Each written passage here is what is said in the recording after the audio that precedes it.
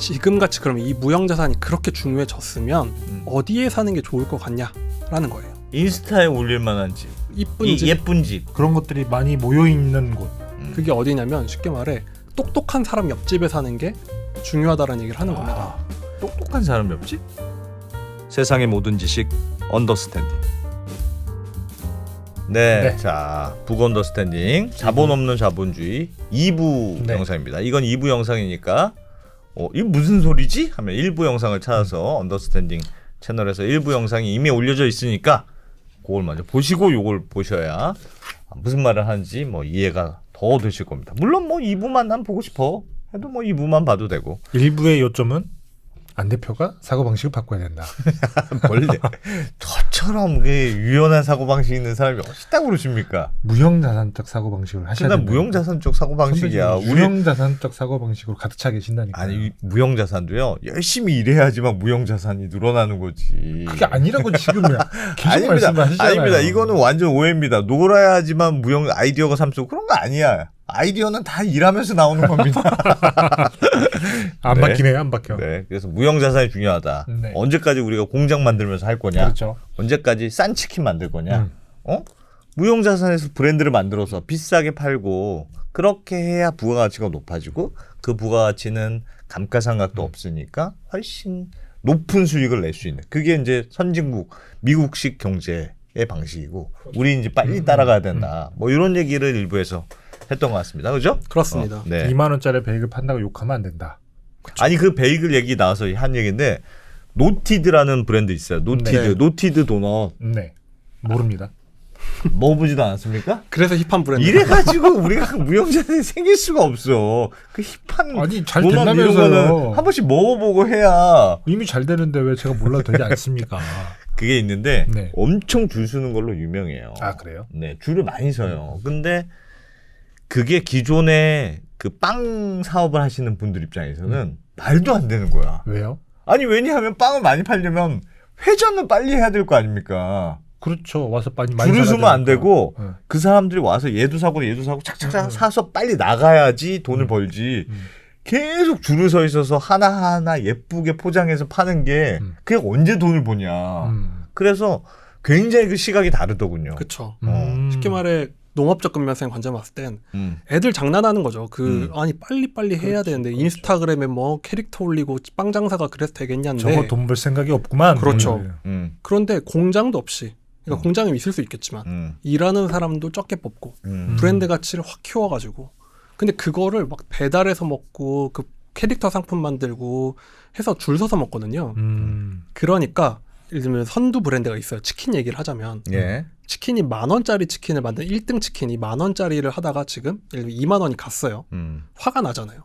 소비자 입장에선. 그럴 수 있죠. 진짜 맛있는 건 알겠는데 2만 원이 넘어 이건 선 넘치잖아요. 근데 거꾸로 생각해서 그 1등 2만 원짜리 치킨이 그래 내가 한 15,000원 다 팔아버리겠다 하잖아요. 다 죽는 거지. 그러면은 그 1등 치킨 외에는 다 죽는 거예요. 네. 그러면은 지금은 배달앱을 키면은 치킨집이 셀 수 없이 많잖아요. 그렇죠. 그게 가능한 이유는 1등 브랜드가 그 다음 레벨로 올라가 줬기 때문에 2만 원짜리 치킨 밑에 18,000원짜리 치킨이 나오고 15,000원짜리 치킨이 나오고 이게 다변화가 된다는 거죠. 그러면 2만 원짜리 치킨 파는 사람은 2만 원짜리 부가가치를 만들면 돼요. 거기도 잘 팔리니까.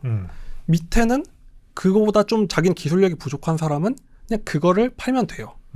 그런데 만약에 누군가가 1등이 다 죽이겠다란 마인드로 내려와 버리면 그 나라의 부가가치 한계는 그 산업의 한계는 15,000원으로 한계가 지어진다는 거예요. 그럼 그 브랜드는 15,000원이니까 열심히 만들어야 되잖아요. 그러면 공장 더 지어. 사람 더 투자해. 다들 뼈 빠지게 일을 해야 되는 거예요. 마진율은 적은데. 그러면 당장 먹을 때는 우리나라는 참 치킨이 싸? 할 수는 있지만 이게 10년이 지나고 20년이 지나면 그러다 갑자기 파이브가이즈 같은 외국 브랜드들 2만 원짜리 햄버거가 들어오면 쟤네들은 돈을 날로 버네가 되는 거예요. 거꾸로 말하면 우리나라 브랜드가 외국 가서 그렇게 꽁으로 돈 벌 기회가 적어진다는 거죠. 치킨은 좀 그래도 되지 않을까? 그쵸. 치킨은 치킨 나 양보 못해. 지금 치킨 치킨 가격을 올리자고 주장하시는. 근데 이게 가격을 올리려고 지금 제가- 물가가 올라가는데 지금. 저도 치킨을 엄청 자주 그러니까 물론 그런 얘기 안 합니다. 됩니다. 또 치킨은 안 셰프가 됩니다. 네. 치킨이 무슨 고급 요리냐라고 욕을 많이 하시고 예. 뭐 그런 비판 받을 수 있어요. 그 치킨은 워낙 거의 생필품에 가까운 느낌이니까라고 얘기를 하면 다시 예민하지 않은 베이글로 돌아가면 똑같은 원리인 거죠. 그렇죠. 계속 이 부가가치라는 게 높아져. 그러니까 우리는 알겠어요. 베이글은 그래도 가치라는 건 물건에서 나온다고 생각을 하지만 이게 지금 시진핑 주석이 하고 있는 거예요. 경제 안 좋아? 공장 더 돌려. 생산성 혁명. 그걸로는 안 된다. 물가를 올린다고 싫어하시는 분이 있을 수는 있지만 부가가치 측면에서는 완전 맞는 얘기죠. 이게 얼마 전에 영상 봤는데 그 유튜버들 중에 이런 그 후라이드 치킨 이런 뭐 치킨 브랜드별로 쫙 놓고 먹어보고 별점 내서 순위 매기고 이런 컨텐츠가 많거든요. 네. 네. 근데 여러 사람 일반인들 불러서 얘기를 했는데 1등으로 꼽은 브랜드가 뭐냐면 가격에 거의 비례해요. 순위가. 아. 그러니까 우리 당연히 싼 건 저도 그런데 음. 많이 비판을 하겠지만 그 사람이 한 얘기가 뭐냐면 10,000원짜리 치킨 못 먹겠다라는 얘기를 해요. 일반인들도. 그냥 좀 돈 더 내고 맛있는 거 먹을래라는 사람이 있어요. 그 사람의 강제로 10,000원짜리를 강요하는 사회보다는 시장이 고도화된다라는 거죠. 알겠습니다. 그럼 그렇고 그 일부 끝에 부동산 얘기도 이 무형자산하고 관련이 있다. 네. 부동산의 양극화. 그렇습니다. 어떤 부동산이 올라갈 거냐? 그 무형자산이 있는 부동산이 올라갈 거다. 값이 더. 그런 얘기입니까? 그런 얘기를 하는 건데요. 이것도 뭐랑 똑같냐면 이게 책이 나온 게 2018년이니까 예. 세계적으로 이제 부동산 버블이 우리나라도 이제 막 시작돼서 난리가 나던 시작점이었잖아요. 근데 이 책에서 이제 당시에 문제가 됐던 게 뭐냐면 미국조차도 미국의 그넓고 퍼져 사는 나라에서도 도시가 특히 1등 도시가 너무너무 잘 나간다. 그래서 제가 기억나는 기사 헤드라인이 슈퍼스타 도시들만 잘 나간다는 거예요. 그러니까 너무 이거는 부동산이 올라도 과거에는 도시가 오르면은 시골도 좀 올라주고 비슷비슷하게 땅값이 같이 올랐는데 너무 한 몇 도시만 오른다. 근데 그게 전 세계적으로 너무 강하다라는 거예요. 근데 그 효과를 왜 얘기를 하냐면 이 책에서 쉽게 말해서 얘기를 하는 게 지금같이 그러면 이 무형자산이 그렇게 중요해졌으면 어디에 사는 게 좋을 것 같냐라는 거예요. 인스타에 올릴 만한 집. 인스타에 이쁜 집. 예쁜 집. 그런 것들이 많이 모여 있는 곳. 그게 어디냐면 쉽게 말해 똑똑한 사람 옆집에 사는 게 중요하다라는 얘기를 하는 겁니다. 똑똑한 사람 옆집? 똑똑한 사람 옆집이라는 거예요. 잘 누가 느끼기 누가 쉽게. 똑똑한지는 모르잖아. 제가 이거를 체감하는 게 뭐냐면요. 예. 방금 노티드도 얘기하셨지만 예. 우리나라에 그런 새로운 좀 그 기획된 고부가가치 브랜드들이 있어요. 네. 누가 봐도 여기는 딱 기획이 누가 전문가가 만든 브랜드 같은 데가 있거든요. 그게 어디가 제일 많냐면 이제 연남동 같은 데 시작을 해가지고 쭉 퍼지는 게 많거든요. 예. 제가 사는 동네가 바로 그 옆이에요. 저는 그냥 돈을 안 내고 거기서 안 사 먹지만 오며 가며 보면은 요즘 트렌드가 이렇구나. 이 사람들은 요걸 요렇게 파네라는 걸 자주 보고 살거든요. 예. 그러니까 이 책에선 말하는 게 그게 그냥 곁눈질하는 것 같지만 그런 사람들끼리 보면서 자극을 받고 그게 지식산업 같은 데 연관이 되고 그 사람들이 계속 부가가치를 창출한 게 엄청 크다는 거예요. 그러니까 그렇게 똑똑한 사람들, 즉 뭔가 이른바 힙하다고 하는 그런 데 옆에서 곁눈질하고 예. 보고 배우고 하는 게 옛날보다 효과가 훨씬 커지고 있다. 쉽게 말해서 이런 사람들이 어디서 일을 하느냐? 그런 지식산업 같은 데서 일을 하는 거예요. 뭐 컨텐츠가 됐든 엔터가 됐든 뭐 IT가 됐든 이런 데서 일하는 사람들끼리 그런 걸 보고 아이디어 자극을 받고 새로운 걸 만들어내고 하면은 내가 그 집 구할 때 그걸 생각한 건 아니지만 예. 그 사람들이 그런 게 부가가치 창출로 이어진다라는 거죠.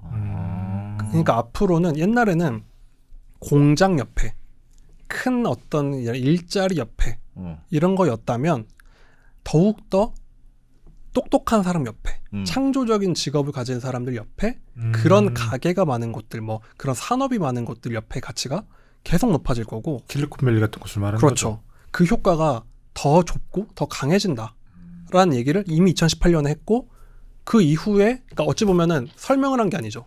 그렇게 될 거라고 얘기를 했는데 2018년 이후에 집값 급등이 완전 대도시 중심으로 이루어진 거를 예측을 한 거죠. 말하자면.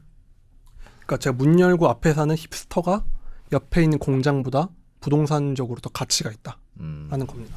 아. 청담동 한남동. 그런 의미에서 그러니까 무형자산이 중요하지만 부가가치가 중요한데 부가가치를 올릴 수 있을 만한 부동산이 그걸 배울 수 있을 만한 부동산이 있다. 그렇죠. 옛날 철물점들 모여서 하는 거야. 이 철물점 옆에서 하는 거 보고 따라하고 저 철물점 따라서 그건 비슷한. 그러니까 이게 예전에 왜 아이들 키울 때 그 예. 어디서 키울지 결정하는 게 중요하잖아요. 학군. 근데 이게 제가 참 차이를 느꼈던 게 뭐냐면 저는 지방의 어떤 산업도시에서 자라가지고 이제 올라온 케이스거든요. 네. 네. 그런데 공장은 굉장히 소득이 높기 때문에 그 도시 평균 소득은 제가 사는 동네보다 지금 서울 동네보다 못하지 않을 거예요. 그런데 이런 무형 자본의 관점으로 봤을 땐 상대가 안 돼요. 이게 무슨 차이가 있냐면 무형 자산이라는 게 대단한 게 아니라 정말 크리에이티브한 사람들이 모여서 만든 가게들, 그 사람들이 하는 비즈니스. 그러니까 쉽게 말해서 그런 2만 원짜리 빵을 파는 걸 보고 자란 아이들은 그 부가가치를 만드는 생각이 달라요. 아 그렇죠. 그럼 미래에 걔가 사업을 해도 부가가치의 창출력이 달라져요. 아 그거는 무형자산이 아까 전에 말씀하셨던 그 스필오버 그렇죠. 효과라든가 베끼기 효과예요. 확장성 효과가 있으니까 그렇습니다. 많이 보면 좋은 거 그냥 베끼면 된다는 그렇죠. 거네요. 예전에는 공장의 시대에는 뭐 견문이 좋든 만목이 좋든 별로 중요하지가 않아요. 네. 그냥 그 공장이 어디 있는데 그 돈이 어디 계좌에 있는데가 중요했는데 지금은 앞으로는 이 무형자산에 더 큰 가치가 창출이 된다 하면 예를 들면 저는 문 열고 나가면 저희 동네에 한 바퀴 돌면 노티드가 될 것 같은 브랜드가 한 4-5개가 있거든요, 동네에. 그냥 저는 그냥 공짜로 보고 자라는 거, 보는 거죠. 그걸 더 어린 나이에 만약에 보고 자란 아이가 있으면 이 게임의 룰을 훨씬 잘 이해할 거예요. 걔는 나중에 빵집을 차려도 더 부가가치가 있는 걸 만들 수 있을 것이고. 그런데 그렇지 않으면 그건 어디 드러나지가 않거든요. 얘가 빵집 그런 걸 많이 보고 자랐는지 아닌지는 모르는데 그게 엄청난 격차를 만들 수밖에 없다. 어디에 사는지가 점점 더 중요해질 것이고 미래의 소득을 설명하는데 훨씬 중요해질 거다라고 얘기를 하는 겁니다. 그거는 반론이 있을 수도 있을 것 같습니다. 그러니까 취지는 매우 잘 알겠는데 예전과 달리 지금은 SNS라든가 그러니까 온라인상에서 접근할 그 소위 말해서 핫하다는 무형자산을 접근할 수 있는 방법이 너무 많아져서 내가 뭐 강원도 산골에 있어도 열심히 트렌드를 보려고 하면 열심히 볼 수 있을 것 같아요. 그런데 그렇게 생각하면 꼭 그냥 압구정동에 있어야 되느냐 내가. 장면만 보겠죠. 그쵸. 이게 잘 사는 동네를 살라는 게 아니거든요. 그런 특성이 있는 데서 살아보면은 정말 그게 SNS랑은 다르게 SNS는 보이는 거지만 실제 거기 체험해보고 막 바뀌는 걸 보고 그런 뭔가 디테일들이 보이는 차이가 있다고 저는 생각을 해요. 그리고 이게 좀 더 산업적으로 가면 클러스터 효과가 강해지는 거죠.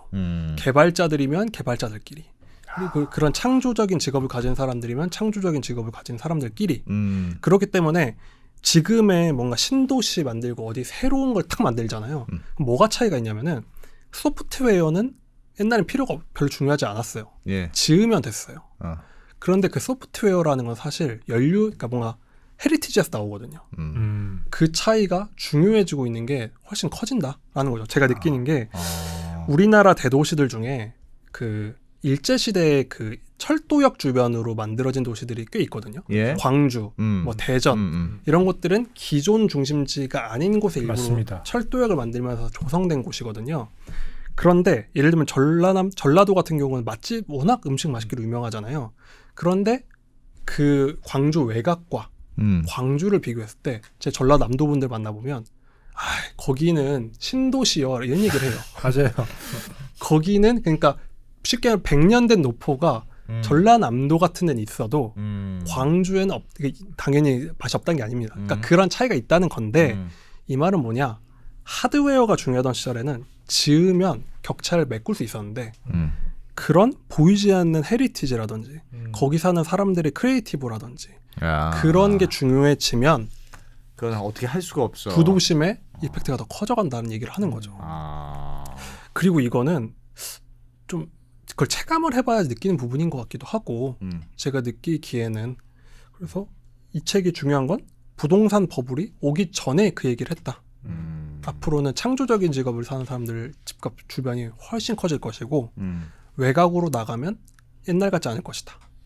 라는 얘기를 하는 겁니다. 뭐 나라별로만 따져도 다 미국으로 몰려가니까 인재들이. 이게 그리고 전 지구적인 음. 슈퍼스타 효과가 음. 발생을 하고 있는 거죠. 그렇죠. 전 세계에서 미국으로, 그러니까 말씀하신 대로 전 세계가 똑같은 걸 보는데 굳이 미국 가야 되나 할 수 있잖아요. 그런데 그렇죠. 현실은 보기 때문에 더 가요. 텍사스에서 도넛 가게 하시겠다고. 그러니까 이게 지구적으로도 미국에 그래, 몰리고 도넛 가게 하려도 텍사스에 가야지. 국가적으로도 도시로 몰리고 도시에서도 더 그런 코어로 뭔가 몰리고. 코어로 몰리고 음. 앞으로는 계속 더 몰릴 수밖에 없다. 야, 우리는 슈카 옆집으로 가야 되겠다. 슈카 어디 사는지 아세요? 뭐 모르겠네. 슈카네 옆집으로 가야 뭐라도 하나씩 배우는 거 아닐까? 앞으로는 옆집이 진짜 중요해집니다. 이사 가시죠. 슈카네 옆집으로. 네. 싫어할 것 같아. 계속 문 두드려. 그러다 보니까 이게 불평등은 더 커지는 거예요. 예. 그 땅은 옛날에는 신도시라는 건 새로운 땅을 만든 거나 마찬가지잖아요. 그렇죠. 땅을 창출한 건데 이 말은 그 켜켜이 쌓여 있는 무형자산이 있는 땅만 더 차별적으로 가치가 높아진다. 이기 때문에 이 부분에 대해서도 그래서 이 사람은 신도시 중심의 지금 부동산 개발 계획에 대해서 엄청 비판해요. 미국을 포함해서 비판해요. 오히려 도심권을 더 밀집도를 높이고 더 거기 살 수 있게 해야지 퍼뜨려 놓으면 부가가치가 떨어지는 곳에 사람들이 가서 살라는 거랑 마찬가지다. 재개발해야 된다. 무형자산의 스피로브 효과가 되게 중요한데 이제 이렇게 흐트려 놓으면 그게 잘 안 되니까 여기 모아놔야지 훨씬 더 강력한 근데 무형자산이 만들어진다는 이건 얘기죠. 굉장히 그러니까 어떻게 보면 잘 되는 애들은 계속 잘 되고 안 되는 애들은 계속 안 되고 그런 전제는 어쩔 수 없다는 그 컨셉에 깔려 있는 것 그렇죠. 같아요. 그러니까 이게 세계관의 차이인 거죠. 이렇게 성장주 뭐 테크 이렇게 너무 같다. 당연히 이제 땀 흘려 버는 시대가 다시 이제 올 때가 돼. 왜냐면 옛날에 이머징이 잘 벌었으니까. 인데 여기의 주장은 아니다. 게임이 2000년대 이미 바뀌었다. 룰이 바뀌었다. 네. 그렇기 바뀌었다. 때문에 부동산도 마찬가지일 것이다. 야, 진짜 부동산도 그렇단 말이야. 그래서 여기서 슈퍼스타 경제라는 얘기를 해요. 예. 연예인이 만약에 내 자식이 연예인 한다 그러면 예. 부모님들이 대부분은 좀 걱정되실 거잖아요. 그 왜 그러냐면 어려우니까. 내 자식이 아이유가 되면 너무 좋죠. 좋죠. 그런데 될 가능성의 확률이 너무 낮기 때문이잖아요. 예. 그렇기 때문에 안정적인 직업을 해라인 건데 이 책에서 이 논리는 뭐냐면 앞으로는 그냥 그거는 연예인의 얘기였다면 거의 모든 산업이 다 슈퍼스타 경제로 돌아간다는 거예요. 모든 산업군에서 이거 비슷할 것이다. 예를 들면은 다 고만고만한 일을 하는 것 같았던, 예를 들면 치킨집, 빵집, 고만고만한 일일 줄 알고 옛날에 안정적으로 그냥 옆 동네 빵집 이런 거였지만 이 시대가 가속화되면 빵집을 해도 누구는 힘들고 누구는 쉽게 돈 벌고 그러네. 뭘 만들어도 누구는 쉽게 벌고 누구는 못 벌고 그렇지. 이게 예를 들면은 제가 지방에서 뭐 그런 좀 소득이 괜찮은 도시지만 보고 그런 걸 잘 못 봐요. 나는 그냥 빵을 맛있게 만드는 사람이고 저 멀리에 완전 막 그런 힙스터들 모여있고 아이디어가 막 하는 지역에 사는 애들은 몇 개 안 만들고 인스타로 그냥 택배해가지고 쉽게 돈 벌고 이게 모든 산업에서의 변화가 일어나는 게 필연적이다라는 얘기를 하는 겁니다. 참 이게 왜 이렇게 힘든지 모르겠네. 원래 말씀하신 대로 뭐 이렇게 돈을 벌려면 그런 얘기 많이 하잖아요. 돈은 쉽게 해야 번다는 거예요. 그렇죠. 아니 쉽게 해야 번다는 건 좀 이상하고 돈을 버는 사람은 뭘 한 게 없는 것 같은데 돈이 계속 들어오네? 이런 느낌이라는 거예요. 그리고 막 돈을 벌려고 막 땅 파고 매 이런 사람들은 돈 벌기 힘들어요. 그러니까 그쵸. 그 말씀하셨던 대로 지금의 부가가치는 워낙 무형자산의 중심의 부가가치인 시대니까 뭐가 이렇게 한번 소위 말해서 아다리가 잘 맞으면 그냥 돈이 막 들어오는 거야. 근데 우리는 뭐 이렇게 무형자산한테 뭐 이렇게 열심히 하는 느낌이지 이상하게 돈은 안 들어오는데 뭘 열심히 하는 그런 느낌이라고 할까요? 그렇죠. 이게 뭔가 무형자산 이상한 길로 파고 있는 건가? 그러니까 이게 사람이 돈을 벌려면 열심히 하는 건 당연하진데 네. 그게 아닐 수 있다는 걸 계속 생각을 해야 돼요. 이거 뭔가 잘못됐나? 제가 길치 얘기했던 것처럼 이상하다. 너무 열심히 일하는데 더 이상 올라가진 않네라고 생각을 할 때는 근데 다 그걸 해내는 사람이 있잖아요. 예. 그럼 그럼 내가 뭔가 게임을 잘못하고 있나? 라는 생각을 해야 된다는 거죠. 그게 개인이든 기업이든 국가든. 빵집에서 야 우리 요번에 그 파리바게트의 매출을 성심당이 제쳤다는 얘기가 올라왔더라고요. 기업의 규모나 공장 규모로 해서 상대가 되겠어요. 상대가 안 되죠. 성심당이 제쳤다고요? 성심당이 오. 파리바게트 매출을 제쳤다는 거예요. 대박이다. 그러니까 물론 성심당이 난 무형자산 할 거야 생각했는지 모르겠지만 그게 대전에서만 장사하는 빵집이 어떻게 파리에도 진출하고 어디에도 진출한 때를 이겼을까? 그러면은 이상하다. 생각을 해봐야 된다. 개인도 그렇고 기업도 특히 국가가 라는 겁니다. 그러니까 이게 불공평해. 우리는 그렇게 살면 안 돼. 하는 게 아니에요. 그러면은 공평하게 뒤처지는 겁니다. 미국이나 선진국한테. 우리는 계속 이렇게 살아야 된다. 계속 그래서 자식한테도 개근상 받아오는 건 이제 중요하지 않다. 제가 봤을 때. 얘가 개근상만 받아오면 얘가 앞으로도 고생하겠다. 옛날에는 개근상이 제일 중요했는데. 그렇죠. 그때는 공장 열심히 일하고 일 안 한다고 해서 엄청 뭐라 하십니다. 부장님이 7시에 출근하면 전 6시에 출근해서 네. 사무실 청소해놓고 이래야 승진하고 하는 세상인데 그거는 걔한테도 힘들고 앞으로는 돈도 벌기도 힘들고. 돈도 벌기도 힘든다. 그런 사람 바라지 않는다. 그러니까 이 게임은 제가 느끼기에는 이거는 받아들이는 거에 문제예요. 이 규칙의 변화를 인정하는 빨리 인정하고 네. 빨리 가서 해내는 사람이 이미 있다. 우리가 모를 뿐이지. 그리고 해놓은 놈이 다 먹는다. 그렇죠. 이미 먹고 있다. 그래서 슈카가 잘 되는구나. 슈카가 근데 미리미리 선점했어. 근데 슈카님은 제가 보니까 노동 강도가 뭐 엄청나던데요. 슈카도 그냥 잘 못하는 거야. 완전히 노동이죠. 슈카도 나이가 좀 있어가지고 그 근면성으로 제가 뭐 여러 라이브나 이런 거 보더라도 네.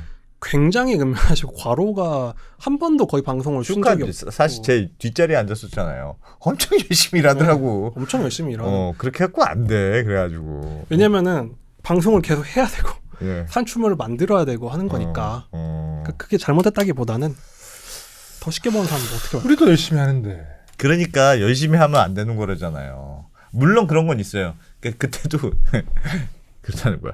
주 5일제냐 주 4일제냐 논의할 때도 보니까 노동 시간을 줄이잖아요. 물론 그런 효율성이 조금 올라가. 네. 근데 노동 시간이 늘어나면 숙련도도 높아져가지고 또 생산성이 높아지는 측면이 있어요. 이게 일을 줄인다고 해서 반드시 생산성이 그거 아니야. 학습 곡선이 이제 학습 곡선이 있는 거. 왜냐하면 학습 빨리 하거든요. 그래서 일을 더 잘하게 돼. 학습 다 했습니다.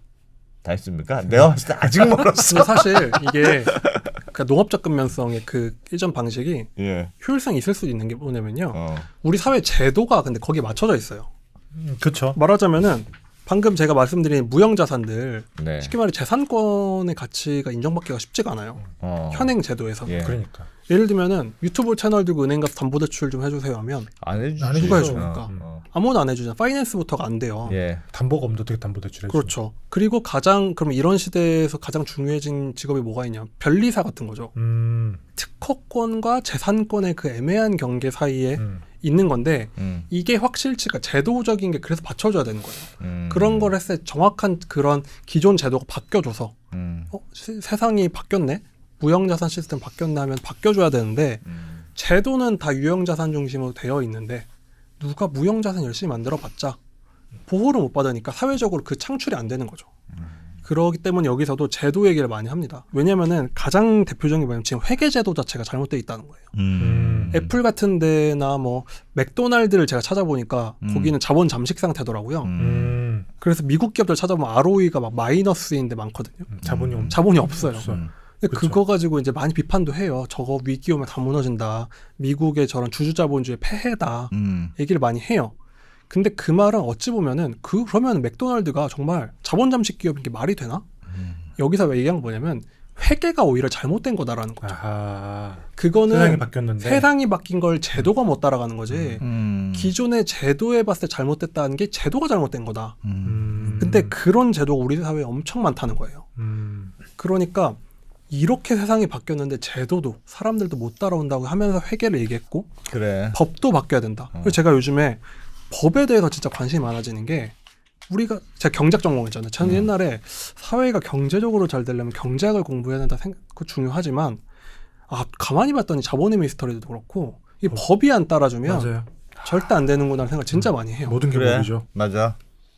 그렇기 때문에 법에 강조하고 금융도 강조를 해요. 우리 맨날 은행들 천수답 장사하는데 이자 장사한다고 좀 은행 이자 장사를 안 하면 뭘로 장사하는 건지 모르겠지만 엄청 뭐라 하잖아요. 은행 혁신이 없다 하잖아요. 그럼 뭘 하느냐? 주택담보대출 늘릴 거냐 줄일 거냐? 맨날 이것만 하는데 그럼 진짜 잘 나가는 파이낸스들은 뭘 하냐면 파이낸스가 잘 돼 있는 홍콩, 싱가포르 이런 데 가면 이게 대출이 돼 싶은 걸 막 해줘요. 이걸 담보로 잡아줘야 하는 걸 해줘요. 왜냐면 그 사람들은 그런 말도 안 되는 것 같은 담보들에 대한 경험이 쌓였고 그걸 측량하는 방법을 개발을 해낸 거예요. 예를 들면은 미국 같은 게에서 찾아보면은 어떤 MBA 학생이 자기의 유망성을 담보로 대출을 받기도 하고 그런 게 막 파이낸스가 잘 돼 있거든요. 기술 VC 벤처도 그렇죠. 그게 잘 돼 있는 사회는 이제 제도로 이 무형자산 흡수하면서 더 가속화가 되는 거죠. 내가 빵집을 하는데요. 빵 몇 개 파시는데요. 하루에 100개밖에 안 팔아요. 이 사람이 장난 안 하면서 집에 가라고 하는 데가 있고 가만히 인스타 바이럴 수가 얼마나 됩니까? 당신 인스타 팔로워가 몇 명입니까? 이런 거를 담보로 대출을 해주는 금융도 적작 필요하고 그걸 재산권으로 봐주는 제도도 바뀌어야 되고 그러면 더 만들겠죠. 그러면 가속도가 붙는다.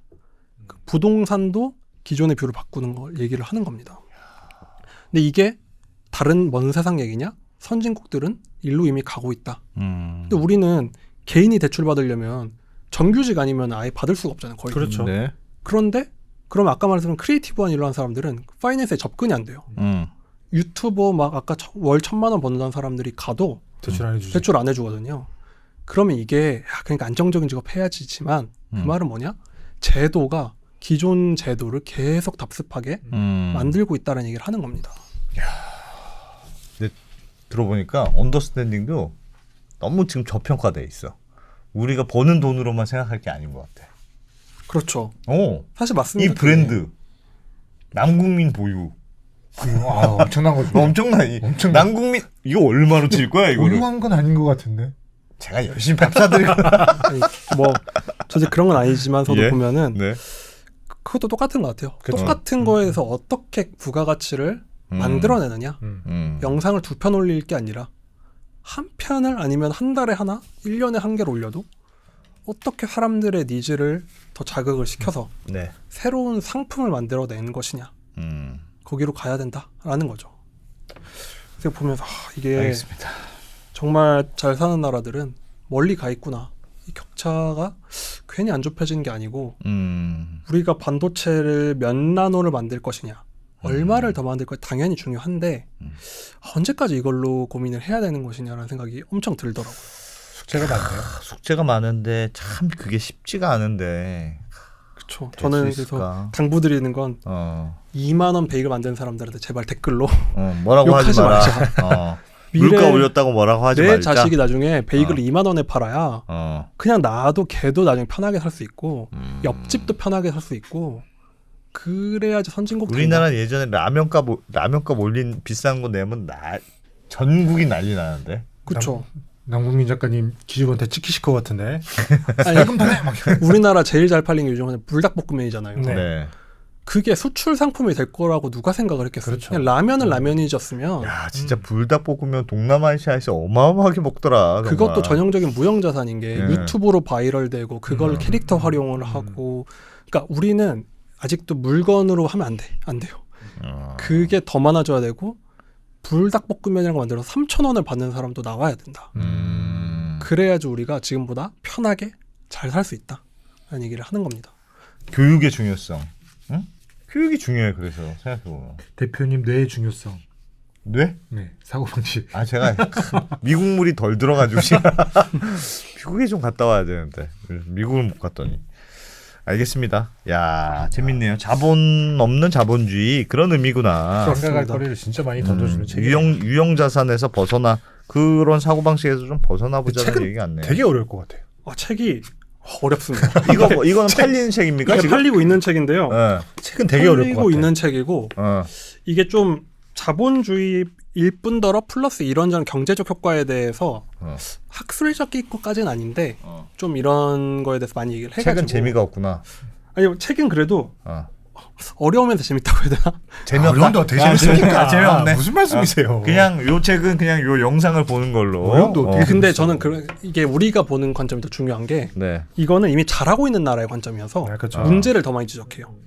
이미 이걸 잘하고 있는 나라다 보니까 이게 뭐 어떤 문제점이. 불평등 문제라든지 이런 거를 해요. 막 금융에 대해서 얘기 잘 안 해요. 왜냐면은 미국은 이미 금융이 이런 게 잘 되니까. 우리 입장에서 진짜 갈 길이 엄청 멀다고 생각을 해요.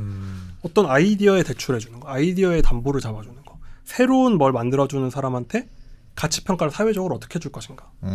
그러니까 은행이 앞으로 해야 될 일은 담보 대출을 얼마나 할 것이냐가 아니라 이렇게 혼을 내야 돼. 혼낼 거면 나라에서 사실상 국영은행처럼 할 거면 당신들 왜 이런 가치 평가, 이런 도전적인 가치 평가 안 하냐?